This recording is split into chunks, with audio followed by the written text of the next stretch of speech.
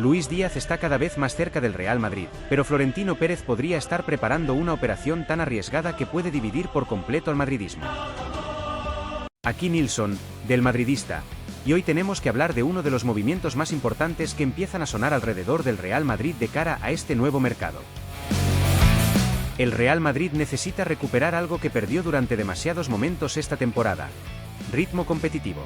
El equipo tuvo partidos donde sobraba talento, pero faltaba intensidad, faltaba presión, faltaba agresividad ofensiva, faltaba un jugador capaz de romper defensas constantemente sin esperar que todo el sistema girara alrededor de él. Y Florentino Pérez parece haber identificado exactamente ese perfil: Luis Díaz. Pero el colombiano ya no está en el Liverpool.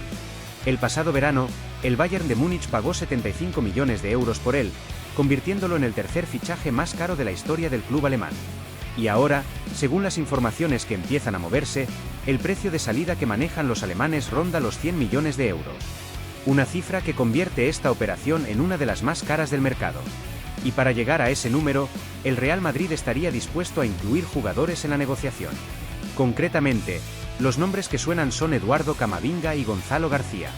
Ahí es donde esta historia empieza a complicarse de verdad. Primero entendamos por qué este fichaje ilusiona tanto. Porque los números de Luis Díaz en los últimos años son difíciles de ignorar.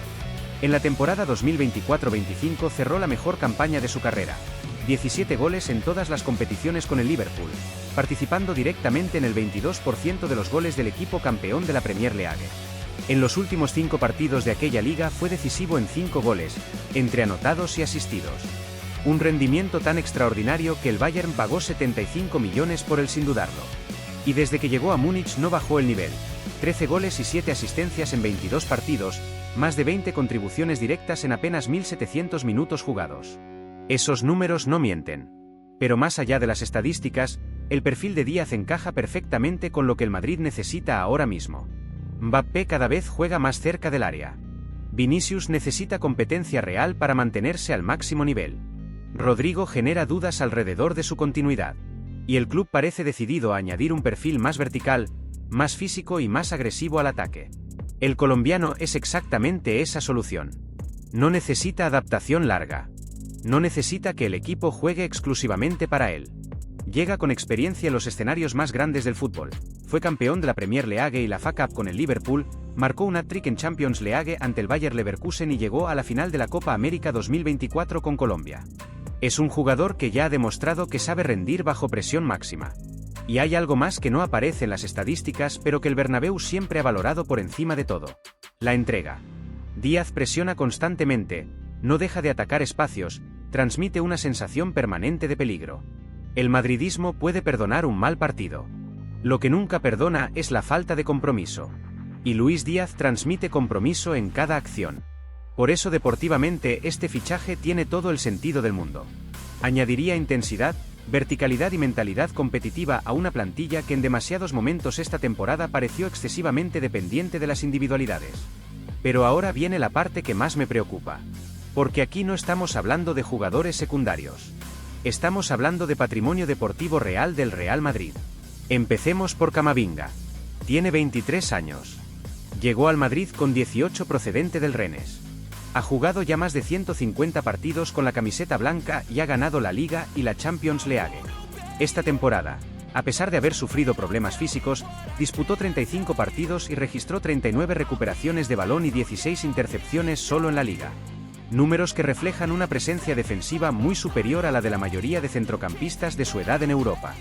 Y sin embargo, el debate sobre si es suficientemente bueno para el Madrid reaparece temporada tras temporada. Como si el madridismo hubiera olvidado lo que significa tener un centrocampista con ese perfil físico, esa polivalencia táctica y esa personalidad en el vestuario, todo ello con solo 23 años. Porque los mediocampistas de élite históricamente alcanzan su mejor versión entre los 25 y los 26 años. La lectura táctica, el control emocional y la madurez competitiva en el centro del campo requieren tiempo. Camavinga todavía está construyéndose. Y el Bayern lo sabe perfectamente. De hecho, creo que el Bayern está jugando una partida de ajedrez que el Madrid todavía no ha terminado de leer. Piénsalo, pagaron 75 millones por Díaz cuando muchos dudaban, lo explotaron a un nivel extraordinario durante una temporada y ahora lo venden por 100 millones. Ya recuperaron su inversión y encima se quedan con Camavinga. Si el francés explota definitivamente en Múnich tal y como todo indica que puede ocurrir, el Bayern habrá hecho uno de los grandes negocios de la década. Y el Madrid habrá sido la otra parte de ese negocio. Porque los grandes errores de mercado no ocurren únicamente cuando fichas mal. Ocurren también cuando vendes demasiado pronto. El fútbol está lleno de jugadores jóvenes que parecían prescindibles en un momento concreto y que terminaron explotando completamente lejos de sus clubes originales. Y sinceramente, Camavinga tiene todas las condiciones para convertirse en uno de esos casos. El caso de Gonzalo García también merece atención. Quizá no sea todavía tan conocido externamente, pero dentro de Valdebebas hay una ilusión enorme con su desarrollo. Y cuando un canterano empieza a generar ese tipo de comentarios internamente, normalmente significa que el club ve algo verdaderamente especial. Perderlo dentro de esta operación sería otra apuesta arriesgadísima. Y encima hay un factor estructural que no puede ignorarse. El fútbol moderno premia la profundidad de plantilla. Las temporadas son cada vez más largas y físicamente exigentes. Las lesiones cambian los proyectos constantemente. Los equipos que dominan Europa durante años no lo hacen únicamente porque tienen grandes estrellas, sino porque tienen una base joven muy sólida detrás de ellas. El Madrid tiene esa base ahora mismo. Mbappé, Vinicius, Bellingham, Valverde, Tchouaméni, Camavinga.